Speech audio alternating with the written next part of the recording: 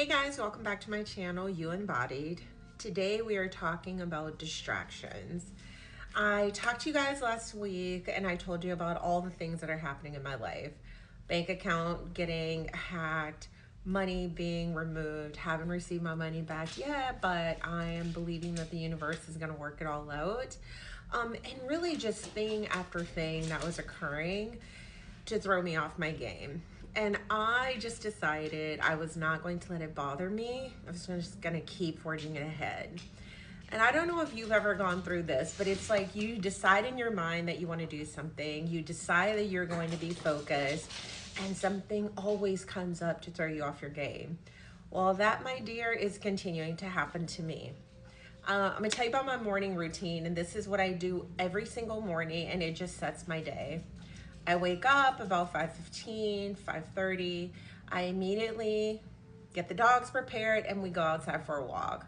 We walk for a minimum of 30 minutes, but we can walk longer just depending on what the day is like, how I feel, how they feel.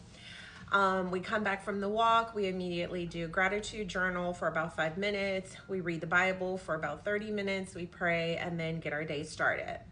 So today's no different. Even though I have church really early, I still get up and I go for that walk because this is a system that I trust to keep my day on track.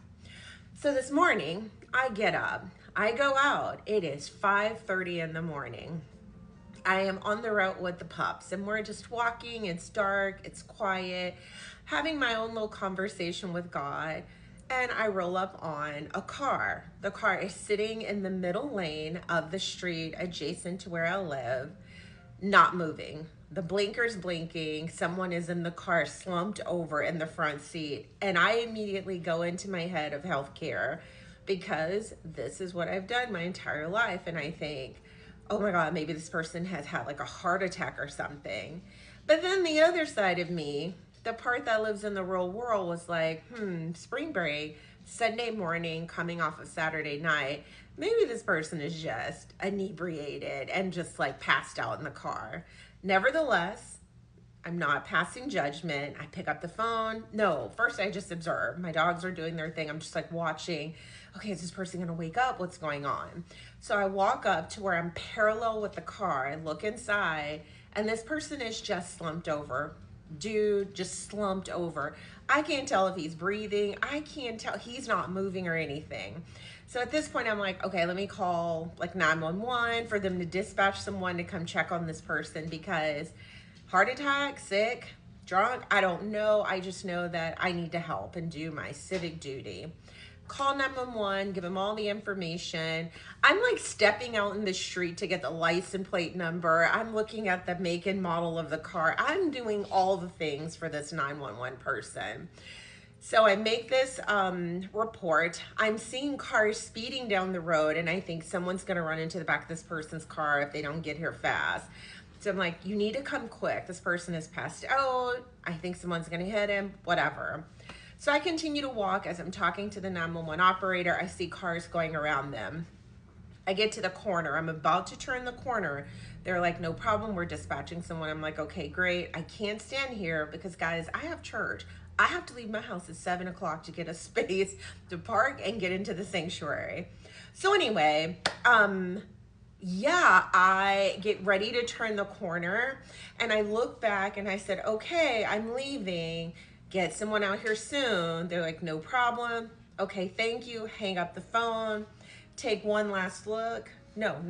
Before I hung up the phone, I'm talking to her and I say, and to the guy, I said, oh wait, the car's moving. I think the person is awake. Maybe they were drunk or fell asleep. And I said, but wait, it's a slow roll. So maybe it is a sick person. You just need to get here. He goes, no problem. Okay, sir, hang up the phone. You guys, not even 3 seconds later, bam, this car rolls directly into the back of a car that's sitting at the light. A car that had just gone around them when they were sitting there in the middle of the street. Suffice it to say, the guy gets out of the car. He's so upset. What's going on? Blah, blah, blah, blah. The guy in the car could barely speak. He was so drunk. He could not speak. He was rambling. He was so unaware of what was going on. I picked the phone right back up and I called 911. They answered me. I'm like, hey, I just called in. The car that I reported just ran into someone at the light. You need to get someone out here. Needless to say, I walk up, hey, are you guys okay? Because I'm looking at the clock. I got to go because I need to get my seat at church because I have my pew partners. Nevertheless, the guy's like, call 911. I'm like, I already have. They'll be here. Hope you're okay. Give him my number in case he needs me as a witness. All the time I'm thinking to myself, boy, the devil is very busy. He is really trying to knock me off my game so that I can be late, so that I can say, never mind, don't go to church, so that I can just be ruffle and keep my mind out of what my intention was to do. Had my entire day planned, had my entire day laid out. And so I leave, I tell the guy, hey, let me know how things go, we're good. I come home, I dress, I get ready. I'm like, I'm out of here. I'm headed to church because all the crazy things that have been happening, I'm like, the devil is busy. And I've heard that things get crazy right as you're approaching a breakthrough. So I was like, we are not going to stand in the way of Oprah's breakthrough. We are going to continue with our day. We're not going to be distracted. We are not going to let this throw us off our game. And we are going to be intentional about keeping up with our systems because our systems are what keeps us grounded. It's what keeps us going. And it's a way for us to show up for ourselves.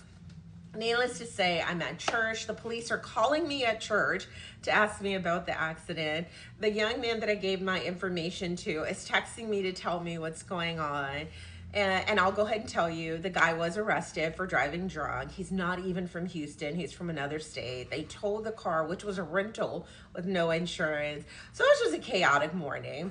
And I just was like, you know what? I'm not sure what's happening because it's like 5:30 in the morning. How is this happening? And I'm not even going to tell you about the part of these people pulled up as these folks were sitting at the light. And this woman's outside of the top of a car, twerking on the top of a car. Again, y'all, this is like 5:40 in the morning. And I'm just like, what is happening? And so I thought I would come to you today to say, there's always going to be something crazy that's going on. There's always going to be something that comes up to pull your attention. There's always going to be something that comes up that disappoints you, frustrates you, throws you off your game, unsettles you. But it is up to you to decide, I am not going to let this distraction throw me off for my entire day, for my entire week, or from whatever goal that I've set for myself. And so I am here to encourage you. Do not let the distractions define your day, your spirit, your mood, your intentions. If you have a plan for yourself, see it through, because our systems are what help us to show up for ourselves and help us to feel like we can trust and depend on ourselves.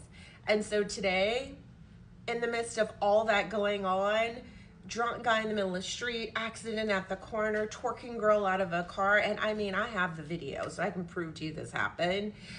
I just was like, I'm not going to be deterred. I'm going to just keep on going because I know that the Lord is up there saying, okay, Oprah, what are you going to do today? How are you going to handle this today?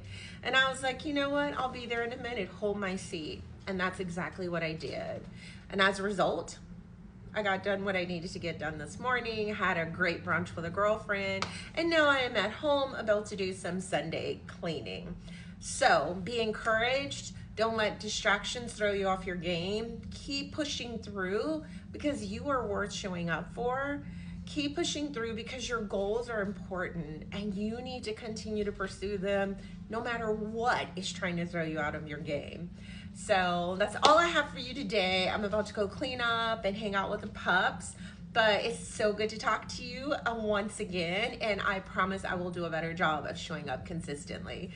Just had a lot going on. Those distractions, but I'm not going to let them throw me off my game anymore. So have a wonderful Sunday, and I will talk to you in the next video. Bye.